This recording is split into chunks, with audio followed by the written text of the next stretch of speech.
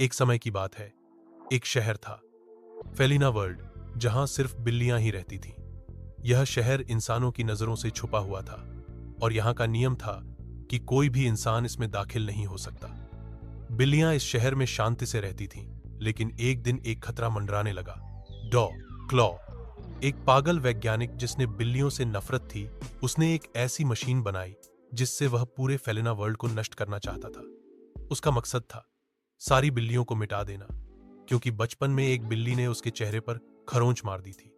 उसने एक जहरीली गैस तैयार की जिसे वह शहर के ऊपर छोड़ने वाला था, लेकिन फेलिना वर्ल्ड की रक्षा करने वाला था कैटमैन, एक ऐसा सुपर हीरो जो आधा इंसान और आधा बिल्ली था।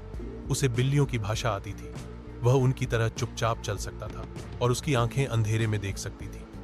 बचपन में कैटमैन एक अनाथ बच्चा था जिसे एक बूढ़ी बिल्ली ने पाला था। उसी से उसे बिल्लियों की दुनिया से जुड़ने का मौका मिला।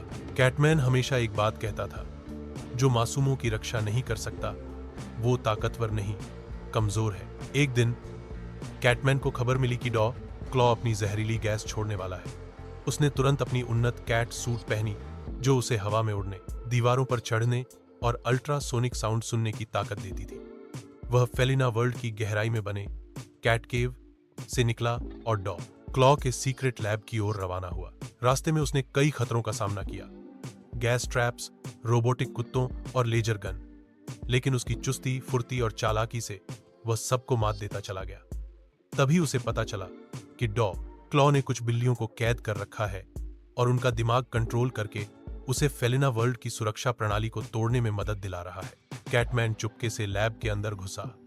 उसने अपने विशेष कैट ट्रांसमीटर से बिल्लियों के दिमाग को वापस सामान्य किया।